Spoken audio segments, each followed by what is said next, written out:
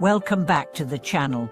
Today, we are touching one of the deepest, most important, and most misunderstood truths on the spiritual path, the practice of learning to love yourself. Maybe you've heard this phrase your whole life. You have to love yourself first. What does that actually mean? Is it about confidence, self-esteem, pampering, power? Or is it something deeper, something sacred? For many people, the idea of loving themselves feels foreign, even impossible. They say, how can I love myself when I've made so many mistakes? But I've never felt worthy. Or 'tisn't self-love selfish? But the truth is this, you were born worthy. And loving yourself isn't ego, it's awakening. Buddhism teaches that all beings, yes, including you, have Buddha nature. That means, at your core, you are already whole, already luminous, already enough. But over time, that truth gets covered by fear, shame, judgment, and conditioning. The practice of self-love is simply this, remembering who you truly are. Let's explore how to begin this sacred journey.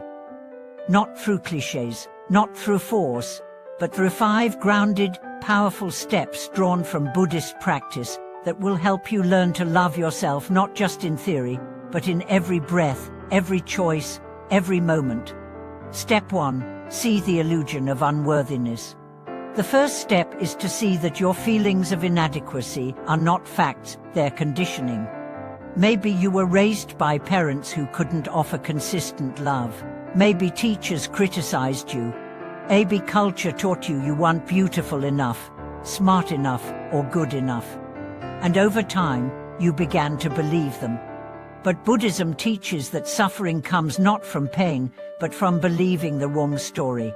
If you tell yourself for years that you're unworthy, your mind begins to obey. Your thoughts reflect it. Your actions echo it. But that story is not the truth. It is a veil. And here's the liberating insight. If the belief in your unworthiness was learned, it can be unlearned. Begin by questioning it. Ask, whose voice is this? But where did this story come from? Would I say this to a child I love? Begin to separate your true self from your false beliefs. This is the first act of self-love, not praise, but truth. Step 2. Practice metta, loving kindness.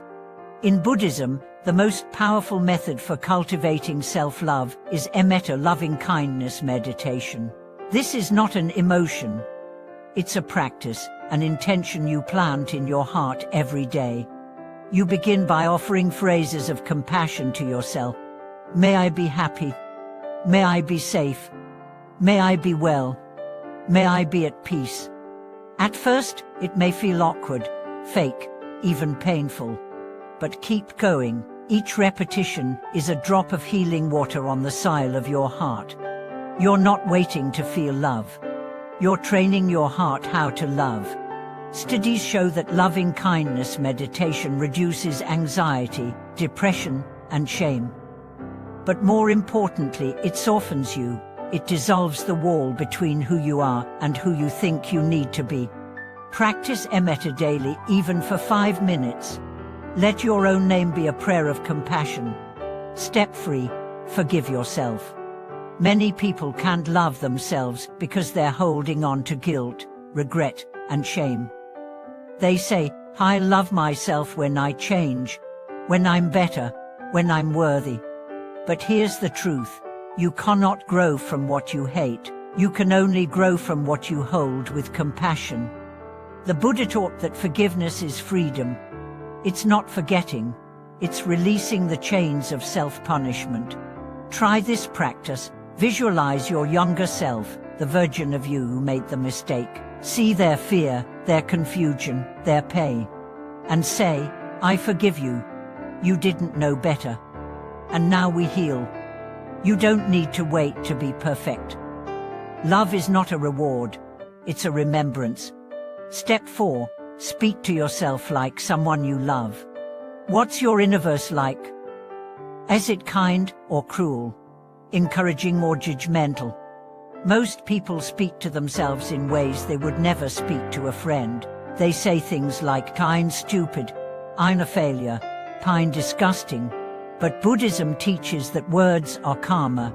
The way you speak shapes the way you think, and the way you think shapes the way you live. So change your language. When you make a mistake, say, "It's okay, I'm learning." When you feel anxious, say, "I'm here for you. We are safe." When you feel unworthy, say, "I am enough, just as I am." Over time, your inner vise becomes your inner home. Make it a sanctuary, not a battlefield. Step 5. Live in alignment with your values. Loving yourself isn't just about how you feel. It's about how you live. When you live in a way that violates your integrity, lying, people-pleasing, self-betrayal, you deepen the sense that you don't deserve love. But when you act with kindness, honesty, and intention, you build trust with yourself. And trust is the foundation of love. Each time you keep a promise to yourself, each time you say no to what drains you, each time you choose peace over people-pleasing, you are loving yourself in action. Ask, what would someone who loves themselves choose right now? Then do that. Even if it's hard, even if it's new. That is love. Final insight. You are already worthy. You don't need to earn love. You're love. Beneath the noise of thoughts, the layers of pain, the habits of fear, your true nature is luminous, awake, whole. Loving yourself is not about becoming better. It's about becoming real, dropping the masks, letting go of the lies, and coming home to the truth of who you are. So begin today. Gently, bold lie. Just start. Pause, breathe. Say to yourself, "I am here. I am healing. I am learning to love myself not perfectly, but honestly." That's enough. Now I want to hear from you. What's one step you'll take this week to deepen your self-love? Share in the comments. Let's create a space of honesty, encouragement, and healing. If this message touched your heart, give it a like, subscribe to the channel, and turn on notifications. This is your space to grow, not by chasing something, but by returning to who you really are. Thank you for your presence. Until next time, be kind to your mind, be gentle with your heart, and never stop learning to love yourself.